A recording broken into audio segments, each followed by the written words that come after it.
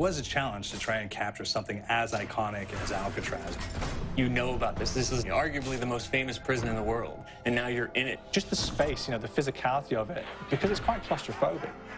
When modern-day prisons are designed, they really consider not intimidating people or making the spaces, you know, as least stressful as possible. Well, Alcatraz didn't suffer from those restrictions.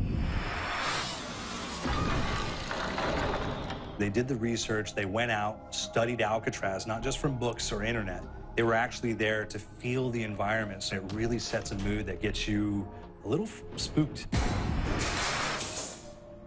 Well, we kind of started with the base layout of Alcatraz. The entire island we ended up roughing out in kind of a white box form, and then figuring out what play spaces we wanted to use out of that, what would be the most interesting areas to play in, and the connections between spaces, and spaces that the public doesn't necessarily get to go into. We really did a lot of pushing to really enhance that psychological horror aspect that we're really looking for. And this is a really good opportunity to really tell something special. Like I got stuck right through the gates of hell! This time around, I feel like it's been identified that there are these side missions that you're going to go out and try to accomplish. Al and the rest of the groups put together this escape plan, but the point is to get the parts and assemble this plane so they can get off the island. We did something new for the first time. We have actually contextual music that goes off. So that's a first for zombies. And it's all based around this horror thriller aspect. Every location will have a specific stinger that you hear when you find it, when you discover it, when you start unraveling the story. We start building on the music that you're hearing, and it's really enhancing that experience and going along with it in parallel.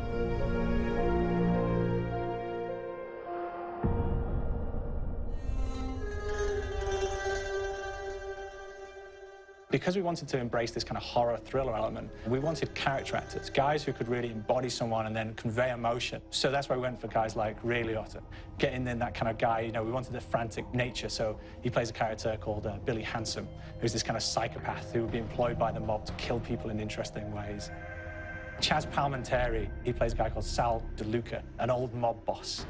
Michael Madsen playing Finn O'Leary. He's kind of worked himself from the floor, you know, from the streets. He's got his hands dirty in the blood and the guts a couple of times. And then we had Joe Pantoliano, and he plays Arthur Arlington, who's nicknamed the Weasel. Those guys, they bring a quality and a subtlety and timing that you can't really identify or try to recreate. Bring it on! Dirtbags!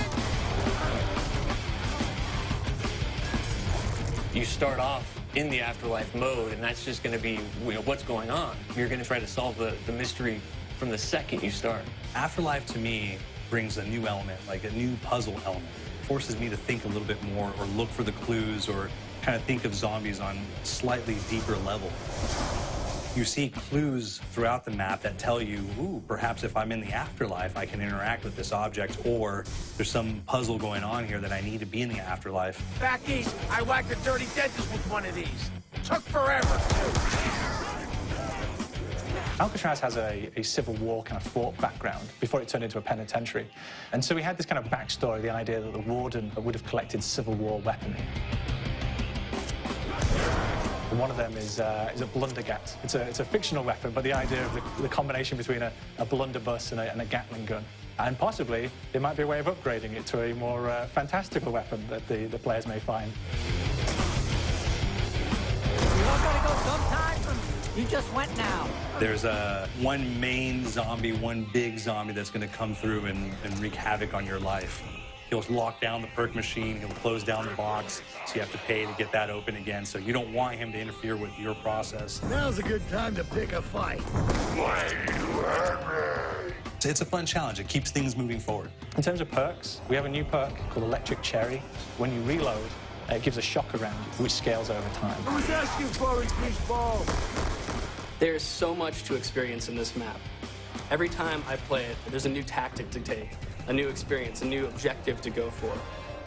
But there's also this layer of things that we aren't exactly exposing to the players right off the bat and will need to be discovered. Don't let me go. Is it the calling we hear? We've got the undead in there, we've got these historical elements, and these fantastic actors all seem to be with peace with each other in this kind of same world. So it's magical, and our team is incredibly excited by it. This is the call.